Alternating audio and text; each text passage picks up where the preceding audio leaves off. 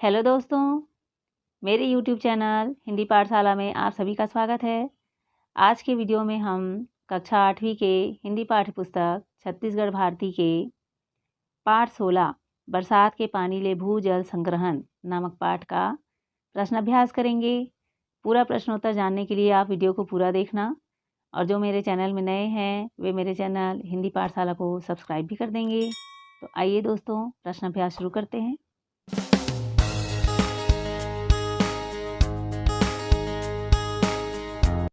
इस पाठ के प्रश्न छत्तीसगढ़ी भाषा में पूछे गए हैं, इसलिए इसका उत्तर भी छत्तीसगढ़ी भाषा में लिखेंगे।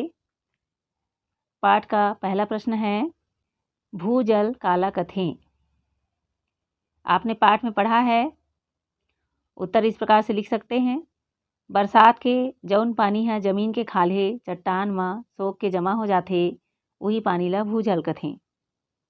प्रश्न दूसरा है, भूजल के उपयोग काबर बाढ़ गे हे। उत्तर है, पाछू कुछ साल में शहर और गांव के आबादी बहुत बढ़ गे हवय, एकरे सेती पानी के मांग ला पूरा करे बर भूजल के उपयोग बाढ़ गे हे। प्रश्न तीसरा है, भूजल के भंडार काबर कम होवत जात हे। उत्तर है, बरसात के जतका पानी जमीन में रिसथे ओकर ले ज़्यादा पानी घरू उपयोग तथा खेती किसानी और कल कारखाना में उपयोग करे जात हवय, एकरे सेती भूजल के भंडार कम होवत जात हे। प्रश्न चौथा है, बारामासी नदियाँ नरवा के कम होए के का कारण है। जो नदी नाले बारह माह बहते रहते हैं, अर्थात साल के 12 महीने बहते रहते हैं, उसे बारामासी कहते हैं। तो बारामासी नदियाँ नरवा के कम होए के का कारण है। उत्तर है, जंगल के भारी कटाव और गहन खेती के कारण बारामासी नदियाँ और नरवा कम होवत जात है। प्रश्न पांचवा है, बरसाती पानी के जमीन के भीतर कम रिसे के का कारण है। उत्तर इस प्रकार है, शहर और बड़े गांव में सरलग नवा घर बनत जात हे, सड़क और नाली पक्का होवत जात हे, तरिया पटावत हे या सुखावत हे, मैदान सकलावत हे, पेड़ पौधा कम होवत जात हे। ये सब कारण ले बरसात के पानी जमीन के भीतर कम रिसथे। प्रश्न छठवा है, बरसाती नदियाँ नरवा के पानी ला कैसे रोके जा सकत हे। उत्तर इस प्रकार है, बरसाती नदियाँ नरवा के पाट में छोटे छोटे बांध बना के ओकर पानी ला रोके जा सकत हे। पाठ से आगे का प्रश्न है। प्रश्न पहला, भूजल के भंडार ला बढ़ाए के का उपाय हो सकत है, कक्षा में चर्चा करके लिखाओ। तो यहाँ आप अपने दोस्तों से चर्चा भी कर सकते हैं या अपने विचार लिख सकते हैं। जैसे यहाँ लिखा गया है, भूजल के भंडार बढ़ाए के उपाय निम्न है। पहला, छत और छानी छप्पर के पानी ला सोख्ता गड्ढा बना के जमीन के भीतर पहुँचाया जा सकत है। और तीर तखार में कुआं है तो ये पानी ला कुआं में भरे जा सकत है। दूसरा है, शहर नगर के खाले भाग में सकलाए पानी ला जमीन के भीतर उतारे जा सकत है। तीसरा है, छोटे छोटे बांध बना के नदी नाला के पानी ला रोके जा सकत है। प्रश्न 2 है, कुआं और नलकूप में पानी की आवक कैसे बढ़ाया जा सकत है। गाँव के सियान मन ला पूछ के लिखाओ। तो यहाँ आप अपने विचार या अपने गाँव के सियान लोगों से पूछकर यहाँ उत्तर लिख सकते हैं।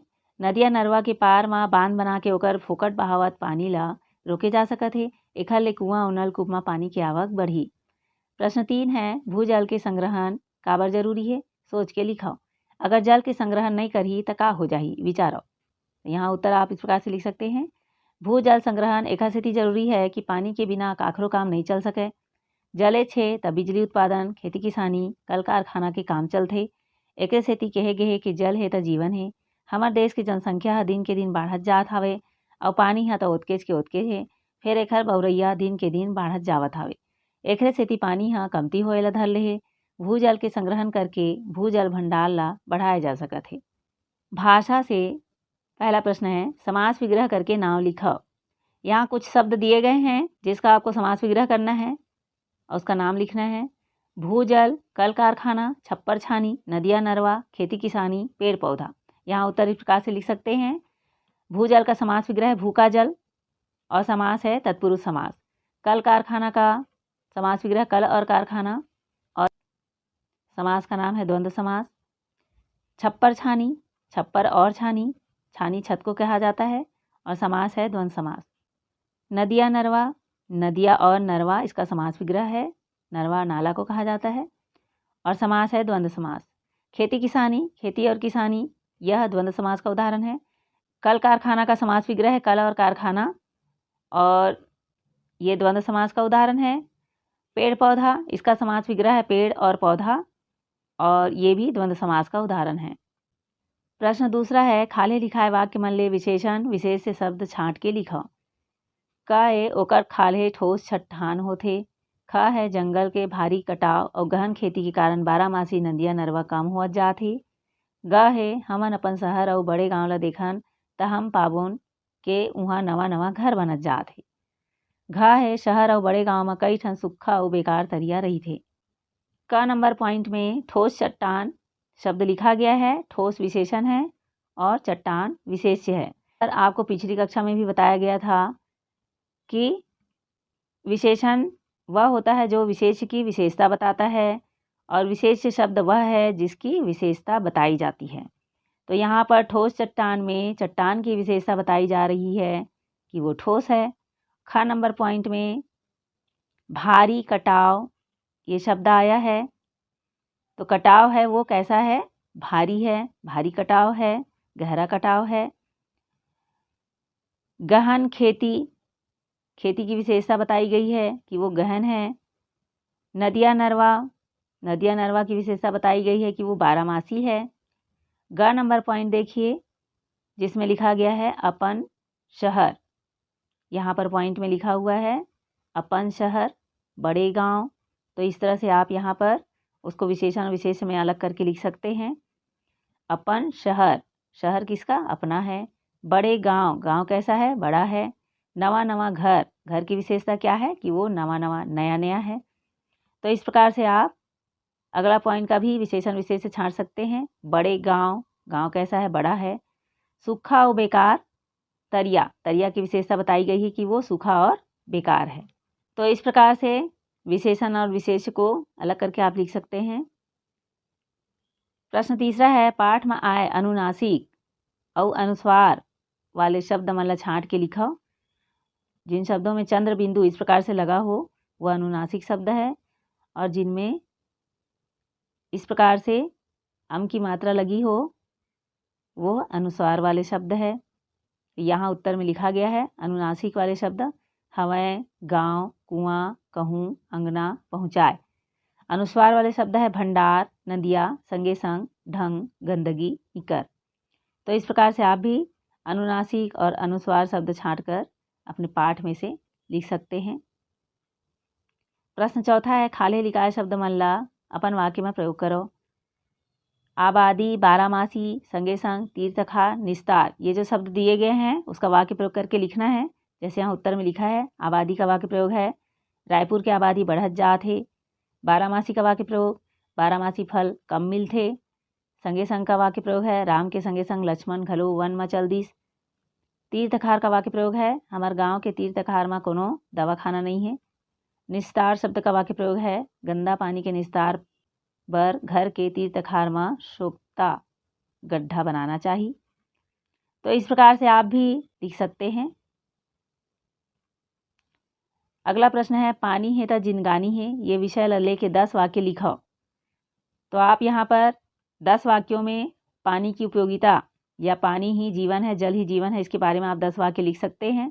जैसे यहाँ लिखा हुआ है पानी है सबो प्राणी बर एकदम जरूरी होथे। दूसरा है बूंद बूंद में जिनगानी ई हवै जल देवती दाई के अमर कहानी। तीसरा पॉइंट भूजल के भंडार बढ़थे त कुआं और नलकूप मन में पानी के आवक बढ़थे। चौथा पॉइंट है पानी पर्यावरण ला संतुलित करथे। पांचवा बिंदु है नदिया नरवा वरदान और जीवनदायक है। छठा बिंदु है खेती करे बर पानी लागथे। सातवां बिंदु है बिजली पैदा करे बर पानी लागथे। आठवां बिंदु है पानी बिना उद्योग धंधा और कारखाना नहीं चले। नौवां बिंदु है पानी के कमी के सेती रुख राई कम होत जात है। 10वां बिंदु है जम्मो मन पानी बचाबो और प्रकृति ला संवारबो। इस प्रकार से आप यहाँ पर पानी के संबंध में वाक्य बनाकर लिख सकते हैं। प्रश्न छठवां है, गांव के नदिया तरिया और बोरिंग के पानी ला प्रदूषित होए ले बचाए के उपाय लिखो। उत्तर इस प्रकार से दिया गया है, गांव के नदिया तरिया और बोरिंग के पानी ला प्रदूषित होए ले बचाए के उपाय निम्न है। पहला है नदिया तरिया और बोरिंग के तीर में साफ सफाई रखे। दूसरा है सबो मन ला पानी के प्रदूषण ले होइया बीमारी के बारे में बताना चाहिए। तीसरा है नदिया नरवा तरिया के पानी में घर और कारखाना के निकले गंदा पानी ला नहीं बहाना चाहिए। चौथा है नदिया तरिया और बोरिंग के पास कचरा ला झन डारे। 5वां है गांव के मवेशी मन ला नदिया नरवा तरिया में नहलाना धुलाना नहीं चाहिए। 6वां है गंदा पानी के निस्तार बर घर के तीर तखार में सोख्ता गड्ढा बनाना चाहिए। 7वां पॉइंट है बाहिर बट्टा ले आके नदिया नरवा और तरिया में नहीं धोना चाहिए और ओकर तीर तखार में गंदगी नहीं करना चाहिए। 8वां पॉइंट है पिए के पानी ला साफ रखना चाहिए और ओमा दवाई डालत रहना चाहिए जेकर ले पानी में कीड़ा झन हो सके। इस प्रकार से आप भी अपने विचार यहाँ पर लिख सकते हैं। आगे योग्यता विस्तार से संबंधित प्रश्न है पानी के महत्तम ऊपर रहीम कवि के लिखे दोहा ला याद करो। रहीमन पानी राखिए बिन पानी सब सून, पानी गए न उबरे मोती मानुष चून। तो यहाँ पर पानी का महत्व बताया गया है कि रहीम दास ने कहा है कि बिना पानी के सभी सूने हैं। जैसे मोती की चमक, मनुष्य का सम्मान और चूना बिना पानी का, ये सब महत्वहीन हो जाते हैं बिना पानी के। तो पानी को बचा कर रखना है। इस प्रकार से इस कविता का अर्थ है जिसे आपको याद करना है। दूसरा है जल संरक्षण ला लेके बहुत अकन नारा लिखे गे है। ऐसा नारा ला खोज के अपन कापी में लिखो। तो आप गूगल में सर्च कर सकते हैं या अपनी लाइब्रेरी में जाकर पुस्तक में से खोजकर जल संरक्षण का नारा लिख सकते हैं। प्रश्न तीसरा है अपन घर के अंगना में एक ठन सोख्ता गड्ढा बनावा जैसन पाठ में चित्र में बताए गए है। ये सोख्ता गड्ढा ला ऐसे जगह में बनावा जिहाँ बरसात में उर्वाती के पानी गिरथे। ऐसने सोख्ता गड्ढा अपन स्कूल में घलो बनावा। तो इसके संबंध में आप अपने बड़ों से चर्चा करके बना सकते हैं। तो दोस्तों मैं उम्मीद करती हूँ कि इस पाठ के सभी प्रश्नों के उत्तर आप अच्छी तरह से समझ गए होंगे। अगर ये वीडियो अच्छी लगी हो तो अपने दोस्तों के साथ ज़रूर शेयर कीजिए, लाइक कीजिए और मेरे चैनल को भी सब्सक्राइब कर दीजिए। हम अगले पाठ में फिर मिलेंगे दोस्तों। Thank you.